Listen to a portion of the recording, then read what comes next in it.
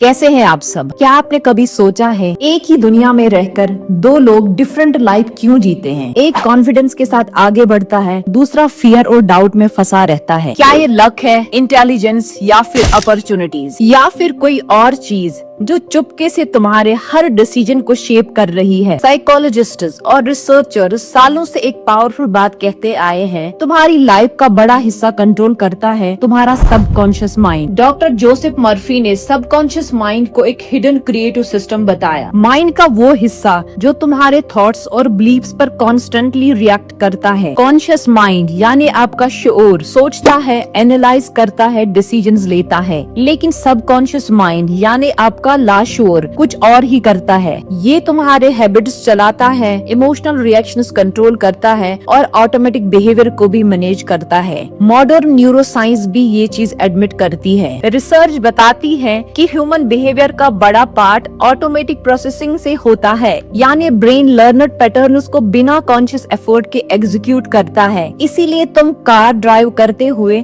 दूसरी चीजों के बारे में सोच सकते हो या बिना सोचे इमोशनल रिएक्ट कर देते हो। ब्रेन रिपीटिशन को ऑटोमेशन में कन्वर्ट करता है। साइकोलॉजिस्ट डैनियल कहनमन ने बताया कि ह्यूमन थिंकिंग दो सिस्टम्स पर काम करती है, एक सिलोलॉजिकल सिस्टम और एक फास्ट ऑटोमेटिक सिस्टम। मर्फी ने इसी कॉन्सेप्ट को सिंपल एग्जाम्पल से समझाया। कॉन्शियस माइंड शिप का कैप्टन है और सबकॉन्शियस माइंड इंजन रूम है। कैप्टन ऑर्डर्स देता है लेकिन शिप को मूव इंजन करता है। अगर ऑर्डर्स गलत भी हो, इंजन फिर भी फॉलो करेगा क्योंकि सबकॉन्शियस आर्ग्यू नहीं करता, वो एग्जीक्यूट करता है। यहाँ बात इंटरेस्टिंग हो जाती है। सबकॉन्शियस माइंड बार बार रिपीट होने वाले इमोशनल थॉट्स को रियलिटी की तरह ट्रीट करता है। साइकोलॉजिकल स्टडीज दिखाती हैं कि रिपीटेड सजेशंस बिहेवियर और कॉन्फिडेंस को चेंज कर सकती है। अगर कोई बार बार सोचे मैं हमेशा फेल क्यों होता हूँ, तो ब्रेन हेजिटेशन और फियर के पैटर्न्स क्रिएट कर देता है। अपॉर्चुनिटीज मिस होती हैं, रियलिटी की वजह से नहीं,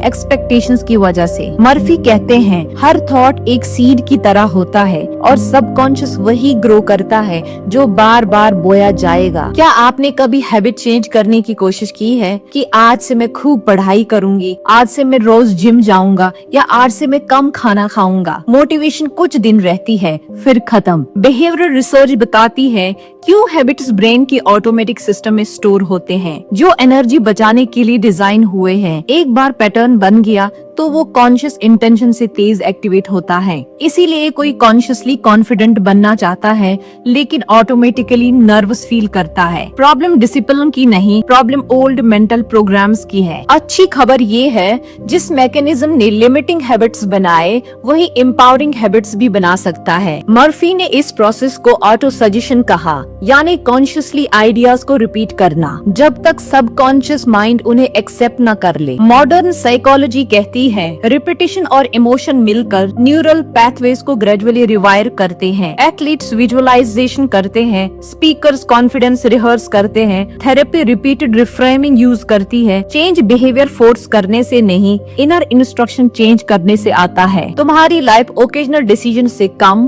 और रिपीटेड थॉट्स से ज्यादा शेप होती है। हर रिपीट हुआ आइडिया प्रैक्टिस बन जाता है, हर प्रैक्टिस पैटर्न बन जाती है और हर पैटर्न पर्सनैलिटी बन जाती है। आपका सबकॉन्शियस माइंड हमेशा सुन रहा होता है। सवाल ये नहीं कि वो इन्फ्लुएंस करता है या नहीं, सवाल ये है तुम उसे रोज क्या सिखा रहे हो। अगर आप अपनी इनर प्रोग्रामिंग चेंज करोगे तो आउटर रियलिटी धीरे धीरे खुद चेंज होने लगेगी।